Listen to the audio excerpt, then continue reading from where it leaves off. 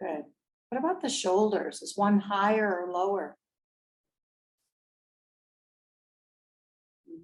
Is one winging more into the mat than the other?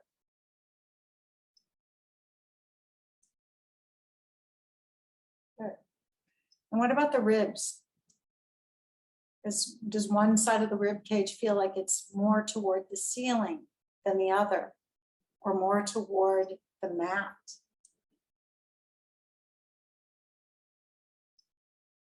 And lastly, notice the muscles of the face. Do they feel relaxed? Is there tension behind the eyes, behind the eyebrows, and the cheeks, the jaw? Good. And breathe here. Breathing in, breathing in.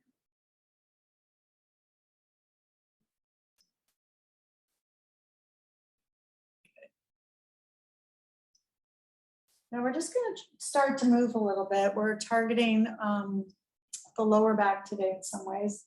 So let's keep our left leg where it is. Keep the rectangle, the torso neutral on the ground. Hug the right knee into the chest. And as you do that, did you disrupt the torso at all? The hips should not have changed position. All that happened is the inner knee came toward the right armpit. Now, start pointing and flexing those toes. And really articulate through the foot. And holding on to that leg will make it a little bit easier on your hip flexors. And then circles in one direction, circles in the other direction. Good. And we're going to keep our hands behind our right knee. You can use one, you can use both, and keep the knee exactly where it is. And all you're going to do is lift and lower the toes toward the ceiling. Just going to go up and down. So that means that you're hanging on to the back of the thigh with both hands. If you can't do that, use a belt. So if you use a belt, you can relax your shoulders more. But what you want to feel is how the knee never moved. The knee stayed in one place. All that happened is the leg lifted. So that's an inner groin, inner knee, big toe lengthening. So how are you using your hamstring to make that happen? Your range might not be a full range, because if you do a full range, you're going to thrust your leg forward. All we're doing is going up and down at that hinge, which is the knee, activating the hamstring. Slow it down. Can you use 5 breaths to come up and 5 breaths to come down? Try it twice. Lengthening inner groin, inner knee, big toe. Exhale, heel, back, down. Inhale up, feel the hamstrings fire. Exhale, down. Good. Let that heel come to the sitting bone. Take the right hand on top of the knee. Stir that pot of soup, feeling what's going on, femur bone in the hip socket. Can you feel what's really going on that side of the hip? And go in the opposite direction. Relax the toes as much as possible. Good. Now you're going to take that inner knee toward the armpit. Do not disrupt the rectangle of the torso, and cross that right knee in front of the left. So nothing else changed. You just did external rotation on the right side. Check the hips, see if everything's level. Press both thighs forward, drop the pubic bone away from the collarbone, and feel what's going on here. You can even do that little ankle trick we talk about to get into the right outer hip. Outer ankle goes up toward the left shoulder, pinky toes drop down toward the floor. Notice how that changes what's going on in the foot, because sometimes to make this happen, I sickle my foot. So you really want to feel how the foot is in alignment with the ankle, with the knee. Good.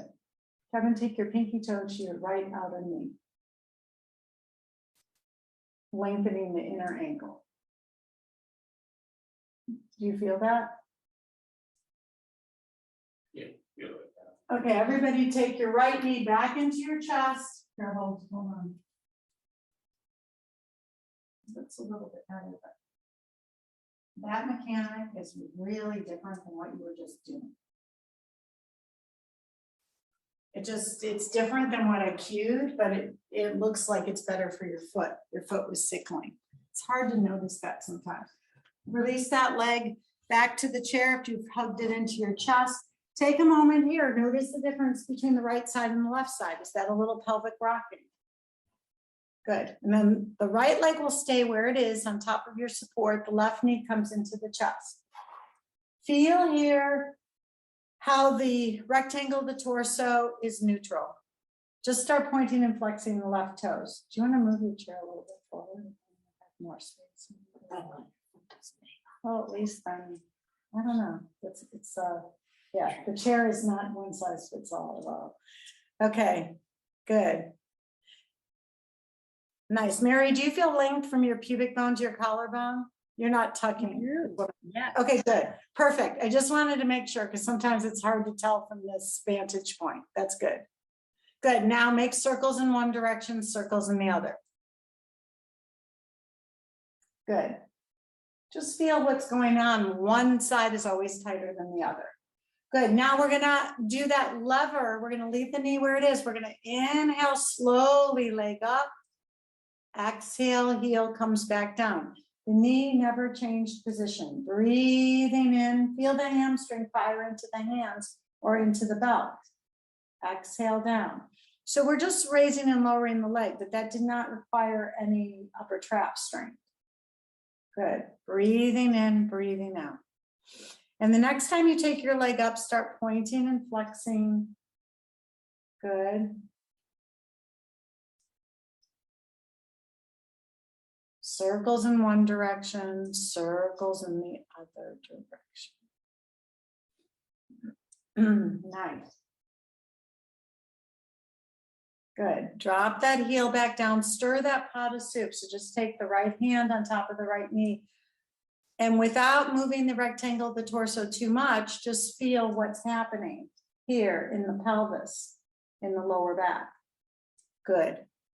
Hug that knee into the chest. We're going to do external rotation, crossing the ankle over the right knee. Now, even here, once you get that ankle over the knee, press both thighs forward, drop the pubic bone. Take that left outer heel toward the right shoulder, pinky toe drops. Good. Breathing in, breathing out.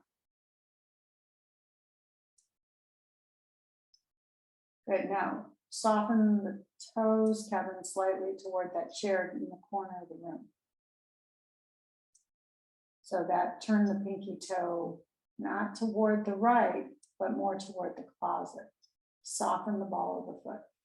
Breathe in, breathe out. How can you get the most space in your spine?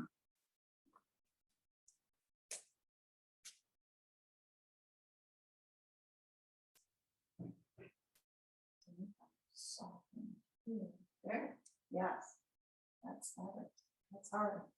You see how you're. This side's easier though. Yeah, I know, but see how this needs to kind of drop down. There. This is putting too much pressure here. This is both sides are long. And everybody flex your toes intensely. When you flex your toes intensely, you harden the groin. So notice how that affects the groin on the left side. Now soften the toes. There you go. You can even go somewhere between a point and a flex, but you can see the difference it makes. Everybody hug that left knee into your chest, take a breath, release back down to the chair. Yes, go back to your pelvic rocking here, forward and back. And notice how things have changed. Good. Take the soles of the feet together, let the knees fall to the outside of the chair. So you can either have your heels resting here. Sometimes I rest the sides of my calves on the edge of the chair because that feels better. And Kevin, have more support on the chair. So take your legs higher up on the chair. You can even support the outer leg with the chair legs. Breathing in, breathing out. So you don't want to feel like you're holding on or gripping here. You want to feel like you're supported and the chair is supporting you so you can get the inner groin stretch, dropping the pubic bone away from the collarbone, but you're not using a whole lot of effort to hold your legs up. Does everybody feel that? How the chair is mostly doing the work for you? Okay, good. Breathe here. Nice. I like it. Breathing in, breathing out. Good. And when you're ready, actually, if everybody's comfortable with their legs like this, you can stay here. If you want to go back with the calves on top of the chair, you can do that at any time, you know, the way we started with our legs, just our heels hanging off. I want to do a little bit of neck work here. We're going to press and hold the back of our skull in toward our blanket support, feeling that oppositional energy. Take 3 breaths here, feeling how the back of the skull just presses into the mat. Breathing in, breathing out. Good. Nice. And let that oppositional energy go. Turn your head to the right. That's the ear, goes down toward the right. Any amount, don't try to force it. And feel the heaviness of the right side of the face pressing into the blanket support. Breathe 3 times. So I will tell you that I do this every single morning before I get out of bed. My upper traps and my neck have been feeling better just by doing this every morning, 3 breaths. Let that tension go. Bring the head back center. Turn the left ear toward your blanket support. Press the left side of the face. Feel that resistance energy. Breathe 3 times here. And sometimes when I do this, I feel like little cracks in my neck for sure, especially in the morning. Breathe in, breathe out. Good. And then come back center. When you're ready, release that tension and press the back of the skull back, press and hold. This counters us hanging our heads forward, looking at our cell phones, which I'm definitely guilty of. And it counters that hanging the head forward. 3 breaths. And when you're done, let go of that tension. Take a moment here. Just feel what that's done. Just a little bit of resistance energy. Feel what that's done. Now we're going to take our right ear toward our pillow support. We're going to take the back of our right hand so our palm faces the ceiling and the fainting hand on our forehead. Go to the left side of the forehead and draw the right side of the face toward the pillow. As you make a fist with your left hand, draw that fist down at a diagonal toward the wall in front of you, or maybe a little bit closer to the mat. Wherever you're at, you should feel the stretch on the left side of the neck in the upper trap. Do you feel that, Julie? Right in here.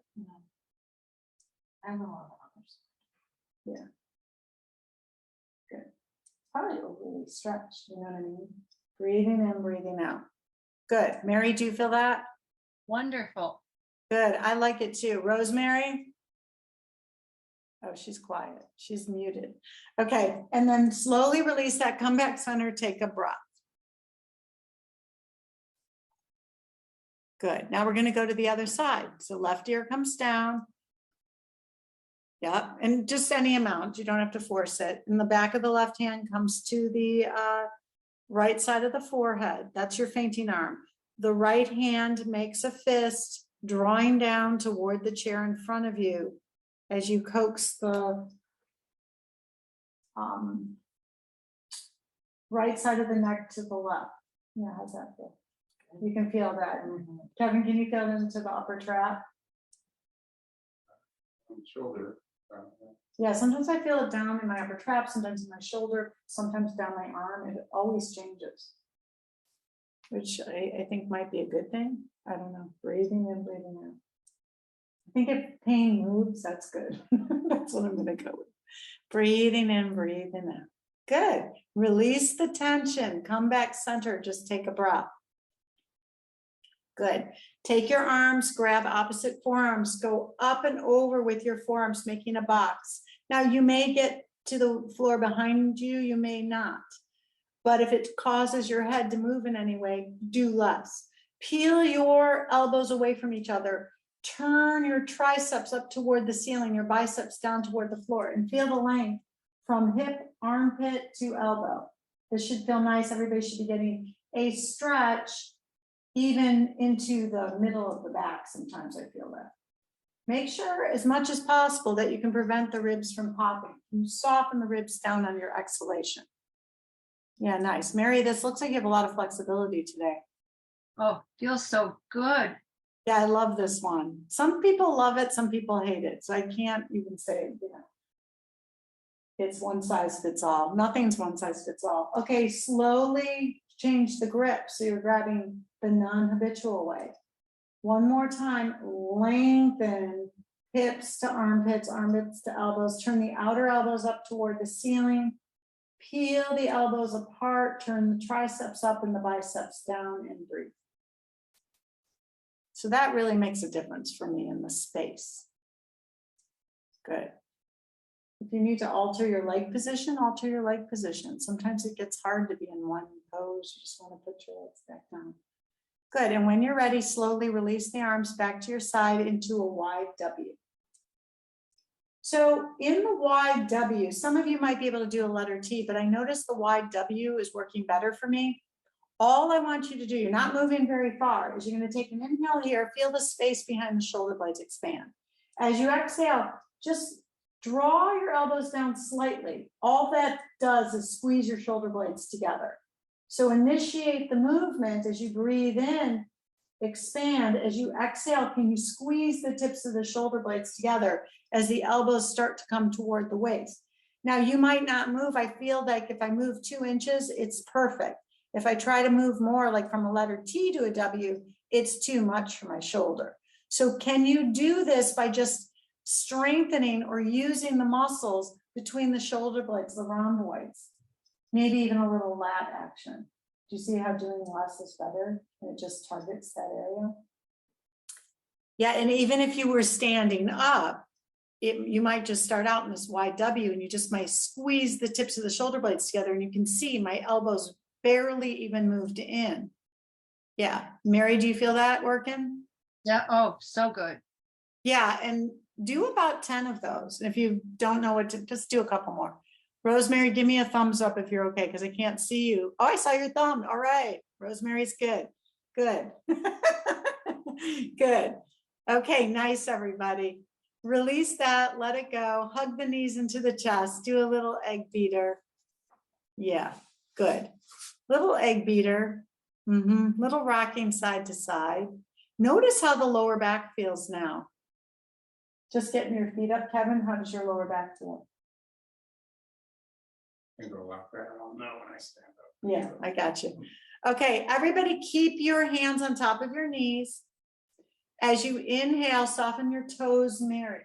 As you inhale, take the knees slightly forward, maybe about an inch. As you exhale, hug the knees into the chest, drop the pubic bone away from the collarbone. Breathing in, knees come just a teeny bit forward. Exhale, squeeze the knees in, drop the pubic bone against that action. Breathing in. This is another one I do in the morning. It really helps my lumbar spine open up nicely. And I don't really think I have lumbar spine issues, but it's interesting how if you have neck issues, you do feel sacral tightness as well, and vice versa. Good. Good. Do one more here, breathing in. It's a very minimal movement. Exhale, drop the pubic bone. Nice. Okay, everybody, hug those knees in, rock side to side. Slowly make your way onto your right side. Be mindful of your chair and take a couple breaths on your right side. Just want to see where everybody's at here. Okay, good. Slowly come up. We're going to come to all fours. Okay, as you line up here, knees under hips, wrists under shoulders, find the strength in your arms. Feel how, as you come forward, the pubic bone and the collarbone move away from each other. As you exhale, the pubic bone and the collarbone move toward each other. Initiated by the spine movement, not the neck. Good. Breathing in, breathing out. So here, I usually notice in this pose how my spine feels. It's just there's a different pliability. Good. And then you're going to walk your hands about 2 lengths forward from your shoulders. You can be on blocks. This makes it easier for your shoulders. You're just going to you're just going to make a circular movement. You're going to use your core strength. You can come as far forward as you want. Coming farther forward is going to put you more into a plank line. You don't need to do that. But as you make a circle, can you let your head go and feel how your spine just wants to move side to side, forward and back, and how your breathing and your ribs coming into your body allow your obliques to help stabilize you here. How's that feel? Good. And then move in the opposite direction. Yeah, good. That looks good, Rosemary and Mary. Nice. And then come back, walk your blocks back. Take a breath. Take that right hand, bring it behind your left wrist and allow your right ear to come down to a block, down to the floor. So we're just weaving it underneath. Yeah, the shoulder will come down. Your head might want to rest on a block, Kevin. That will give it a little bit more height. And then you'll be stretching that right shoulder. Can you feel how the right shoulder blade moves away from the spine and how that gives you more space? Yeah, nice, nice. Breathing in, breathing out. Knit those ribs together. Make sure that your sacrum's kind of in one spot. You're not wagging your tail. Is one foot curled under more than the other? That's okay. You can work your cramp out. But it's interesting because sometimes, people don't even notice that, Okay, good. Slowly unwind, take a breath. Good. We're going to take the opposite hand, weave it behind the right. Good. Stay here, getting the, good. The left ear down, hug the ribs in and extend the right arm forward on top of the block. So you're getting a lot of length on the right side as it reaches forward. You're reaching from your lat on the right side. That's going to create space. Drop your right sitting bone back.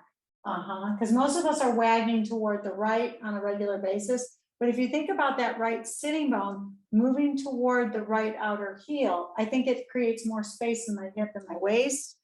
And then the lat allows that arm to move forward. Hug the ribs in to support you. So that underlying support is in the core strength. Breathing in, breathing out. Slowly walk that right arm back. Unwind, take a breath, and make your way to child's pose, finding support for your head. Good. Breathing in, breathing out here. Think about those sitting bones moving beyond the heels and the ribs come together. Very nice. Okay, good.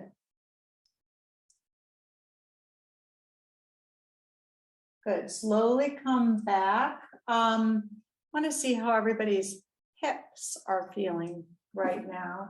Notice how the tightness there. So come out to all fours. With your hands on blocks will make this easier. You want to think about bringing your right knee toward your right elbow.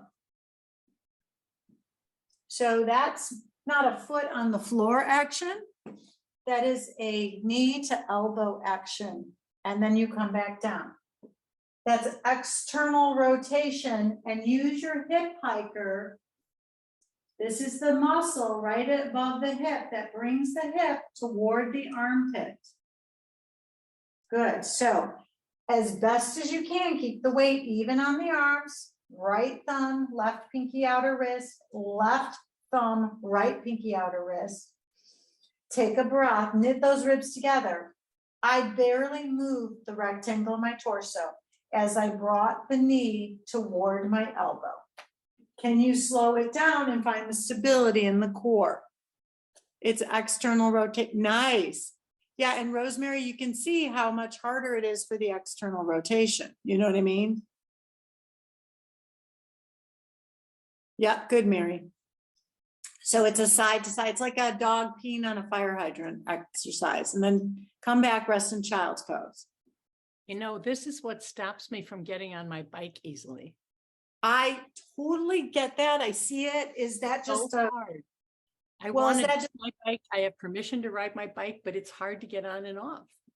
So do you think it's those muscles have weakened surgery? To do that. It's like, I don't know, it's all tight in there. So okay, well, we're gonna get to that. So what'd you say? I'll try the fire hydrant exercise. Yeah, it's a good old Jane Fonda one, Who didn't love Jane Fonda?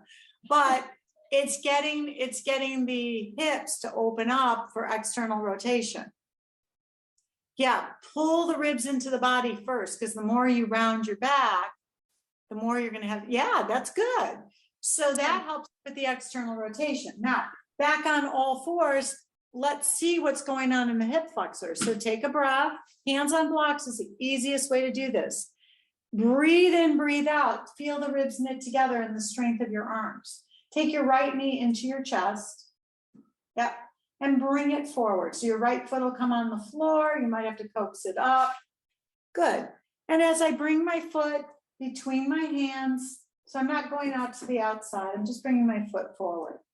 And as I do this, my hands are on either side of that right leg. Now, the further back that right heel is from the right knee, the more you're going to feel the stretch in the Achilles. So for some of you, that is a really nice thing. And as you lean forward, you should feel the stretch in the right Achilles, but a stretch in the left groin, in the hip flexor. Does everybody feel that? Is your right knee tracking over your second and third toe? Yeah, Rosemary, do you feel the stretch there? I do. I also feel a tremendous cramp in the back of my left leg. In the back, oh, your hamstring working. Interesting. Relax the toes, see if that helps. Yeah, there you go. There you go, that's it. And you can walk your blocks as far forward as you want. Good. Kevin, do you feel the stretch in the Achilles on the right?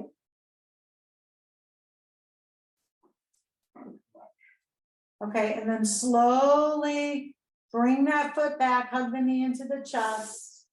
So to feel the stretch on the Achilles, we're going to round the back, left knee into the chest. Here I have to help my left foot up.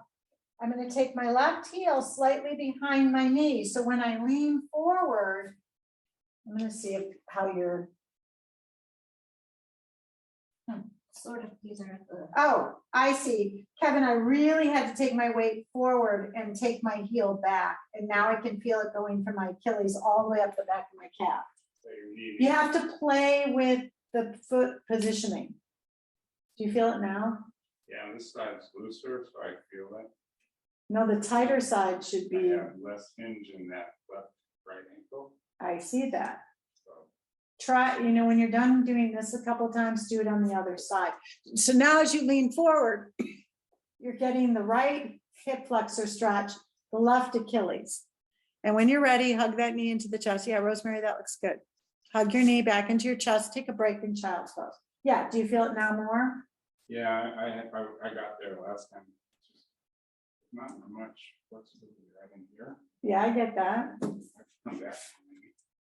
Yeah, well, I would say that probably the work that's required for my feet in yoga has been the thing that has saved me in terms of my bunions. You know what I mean? Because I'm constantly working those things. Good. Right in through here. Yeah, I love this one for the Achilles stretch. Okay, everybody, come back. Come onto all fours. Now we're just going to do an outer hip opener. So all we're going to do is, instead of bringing our foot forward between our hands, we're going to bring our foot to the outside of our wrist. Yep. All that happened is Julie took a breath, her ribs knit up, and then she's going to release back down. So as you exhale, hug the ribs in. And then as you hug the ribs in, you make space to externally rotate. Yeah, there you go, Rosemary. Nice. And then do the other side, but really, yes, maybe make your blocks higher, Rosemary, maybe one level higher. See how that feels. Yes. Take your time, hug your ribs in, and then feel how that rotation of the femur bone and the hip socket helps you go forward and back. So just alternating here, everybody. The more you get your ribs up into the body, the more space you have. Yeah, nice. This one looks good. This one looks a lot easier than the other one. Nice. How's that feel, Rosemary? Good. Good. I would just start out small. Do 2, do 1, but just start your body getting used to that kind of rotation. Okay, everybody come back. We're going to take a breath. If you want to rest in child's pose, rest in child's pose. We're going to do a couple of lunge things to stretch out the lower back. So when you're ready, come onto all fours, take a breath. You're gonna hug your right knee into your chest as your ribs come up, and you're gonna bring your foot between the hands. Yep, if you need to use, I usually need to like pick up my right foot and bring it forward. Good, keeping your knee over your ankle. Press everything on the floor down. Good, and walk your hands forward. Now, as you walk your hands forward, you're gonna notice that you'll get a nice stretch on the right side from the sacrum all the way to the armpit, all the way to the hands. Do you feel that stretch on the right side, Julie? So you're walking your right hand a little bit further than the left. Now, when I was playing with this yesterday, yes, Rosemary, I noticed I had to bring both hands to the inside of that right leg because of the mechanics in my body to feel it better. But when you do that, are your hands still shoulder width distance apart? Don't shorten your grip. Yeah, do you feel it differently? Yes, breathe in, breathe out. So all we're doing is stretching the right side, okay? We're gonna walk our hands back on either side of that right foot. We're gonna keep the left hand where it is on the inside of the right foot. The right hand is gonna come onto the right thigh. Drop the right hip toward the left and allow that to help you open. So it's really minimal, everybody. Don't be shifting the hips all over the place. So you're here, one hand on your thigh, one hand on the block.